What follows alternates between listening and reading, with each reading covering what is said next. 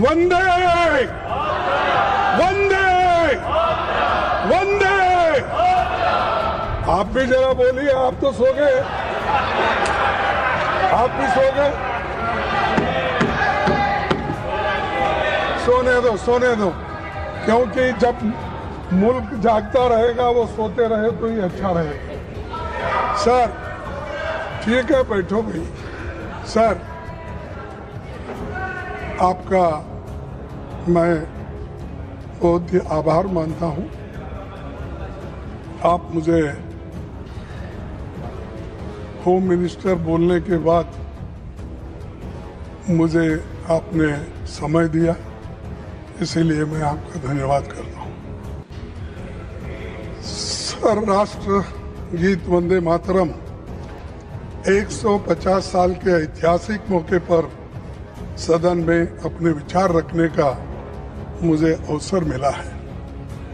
मैं सौभाग्यशाली हूं और ये गाना मैं 60 साल से गा रहा हूं, क्योंकि मैं 55 साल तो इसी में गुजारा, एमएलए, एमपी, राज्यसभा मेंबर। सो इसीलिए मुझे तो वंदे मातरम गाना पहले से ही मुझे आदत हो गई है, हम गाते रहते। लेकिन वंदे मातरम नहीं गाने वाले अब शुरू किए हैं, उनके लिए मैं धन्यवाद अर्पित करता हूँ। ये तो वंदे मातरम की ताकत है सर। और वैसे तो ये राष्ट्रीय उत्सव का विषय है, बहस नहीं, मगर सबसे पहले मैं इंडियन नेशनल कांग्रेस की ओर से महान रचनाकार जो बंकिम चट्टोपाध्याय को नमन करता हूँ, उन सेनानियों को भी नमन करता हूँ। वंदे मातरम का नारा लगाते हुए आजादी के आंदोलन में जिनको बलिदान दिए उनको भी मैं नमन करता हूँ। वंदे मातरम गीत भारत के सार्वजनिक जीवन में तब प्रवेश करता है जब गुरुदेव रविंद्रनाथ टैगोर ने 1896 में कांग्रेस के कलकत्ता अधिवेशन में पहली बार गाया था, और जिसका जिक्र हमारे होम मिनिस्टर ने अपने इस पे किया, लेकिन इसका बैकग्राउंड क्या था ये नहीं बोले। जो चीज उनको अच्छी लगती है और कांग्रेस को टोकने के लिए, हमारे लीडरों का अपमान करने के लिए जो बोलना है वही कट पेस्ट करके बोलते हैं, दूसरा नहीं बोलते। ये आदत है, लेकिन क्या कर सकते सर, चंद लोगों की वो आदत से मजबूर होते हैं, वही बात बार बार करते हैं। सर, इस तरह वंदे मातरम को आजादी का नारा बनाने का काम कांग्रेस पार्टी ने किया। कांग्रेस ने अपने अधिवेशनों और कार्यक्रम में वंदे मातरम के नियमित गायन की परंपरा शुरू कर दी। क्या आप लोगों ने अपने पार्टी का कार्यक्रम शुरू होता, ये आपने पहले कर दिए थे? करते थे। अरे आप तो हर चीज के खिलाफ करते हो, फिर भी आपको मैं बार बार टोकना नहीं चाहता, लेकिन आपको मालूम होना चाहिए, आपका इतिहास ये है कि आप हमेशा देशभक्ति के गाने को, आजादी को और आजादी के लड़ाई के खिलाफ आप थे, कभी भी आप उसके फेवर में नहीं। सर, महात्मा गांधी ने जब 1921 में असहयोग आंदोलन, नॉन कोऑपरेशन मूवमेंट छेड़ा, तो लाखों कांग्रेसी स्वतंत्रता सेनानी भारत माता की जय, महात्मा गांधी की जय और वंदे मातरम का नारा लगाते हुए जेल जा रहे थे। आप क्या कर रहे थे? ब्रिटिशों के पास नौकरी कर रहे थे। निकाल के देखो। अरे, और आप हमको देशभक्ति सिखाते हो, हमको पैट्रियोटिज्म सिखाते हो।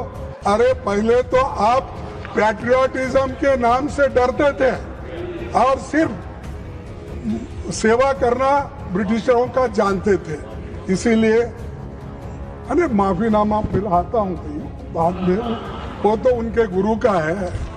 सभापति जी, मैं कहना चाहूंगा कि पीएम मोदी जवाहरलाल नेहरू जी का अपमान करने का कोई मौका नहीं छोड़ते और वैसा ही होम मिनिस्टर नहीं छोड़ते, क्योंकि उनके पीछे पीछे है ना, वो आगे आगे इन्हों पीछे पीछे, तो नेचुरली ये हमेशा कि इसीलिए वो हमेशा कांग्रेस का गिला करते हैं और हमारे पार्टी के बारे में, नेताओं के बारे में, यहाँ तक कि हर कांग्रेस के लीडर का अपमान करने का मौका नहीं छोड़ते।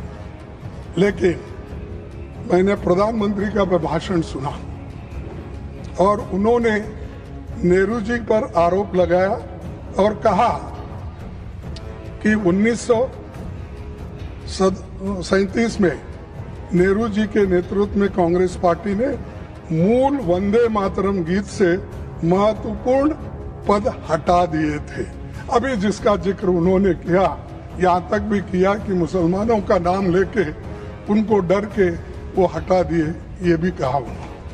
सर, ये बातें आप अब बता रहे हैं, जब आप मुस्लिम लीग के साथ मिलकर गवर्नमेंट किए, श्यामा प्रसाद मुखर्जी और मुस्लिम लीग मिलके आपने बंगाल में जो गवर्नमेंट की, कहाँ गया था देशभक्ति? कहाँ गया था आपका देशभक्ति? कहाँ थे आप लोग? क्या देश के लिए कोई?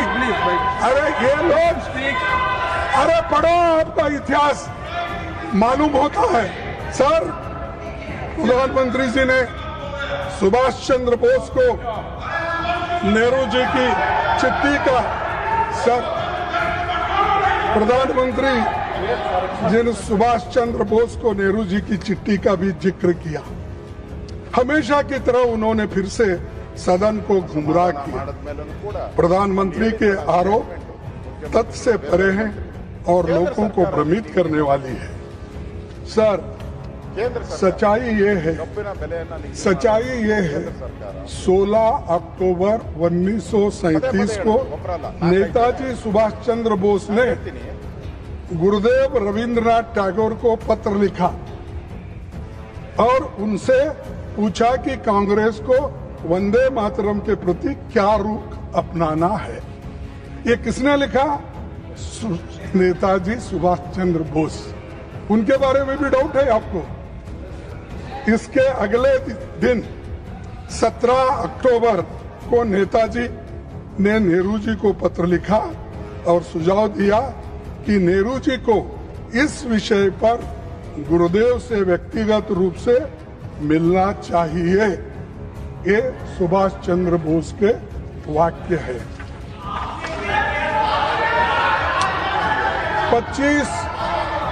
25 अक्टूबर 1937 को नेहरू जी गुरुदेव रविंद्रनाथ टैगोर से मिले और 26 अक्टूबर 1937 को पत्र लिखा, जिसमें मैं कोट करता हूं कि एग्जिबिट 1 मैं इस सदन के पटन पर रखता हूं, वो ताकि अच्छा ढंग से वो पढ़ ले।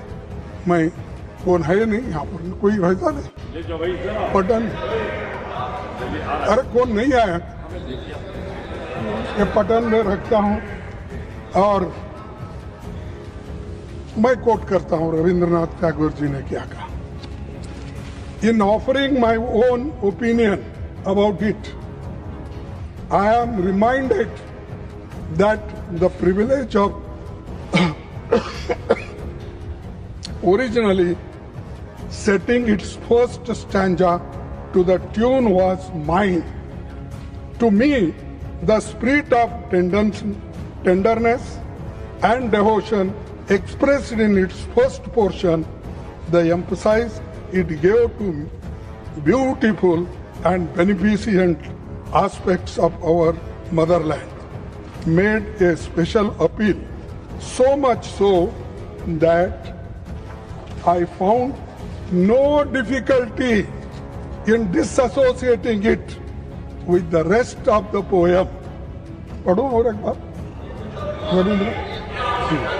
I found no difficulty in disassociating it with the rest of the poem.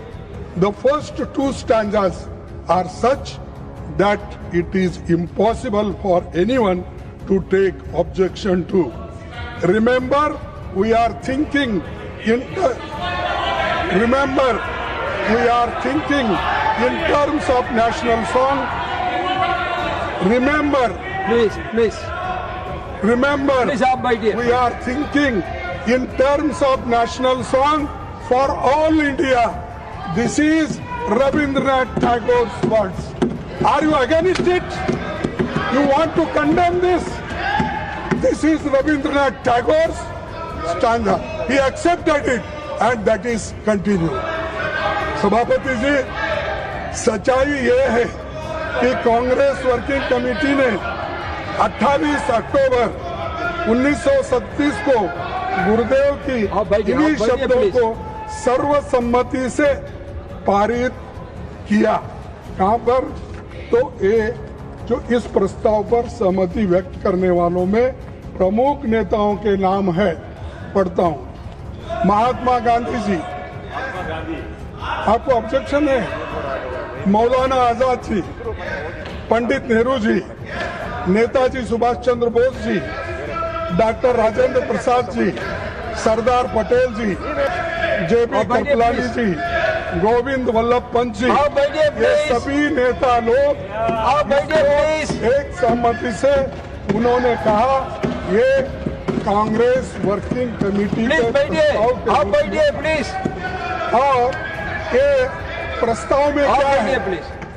The committee wishes to point out that the modern evolution of the use of the song as part of national life is of infinitely a greater importance.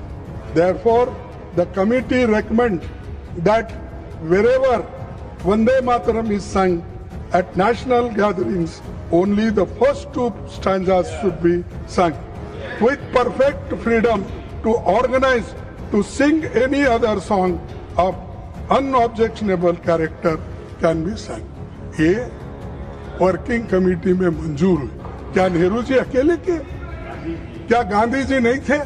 Subhash Chandra Bose नहीं थे? कृपलानी नहीं थे? मदन मोहन मालवीय नहीं थे? आजाद जी नहीं थे? इनका अपमान कर रहे हो आप.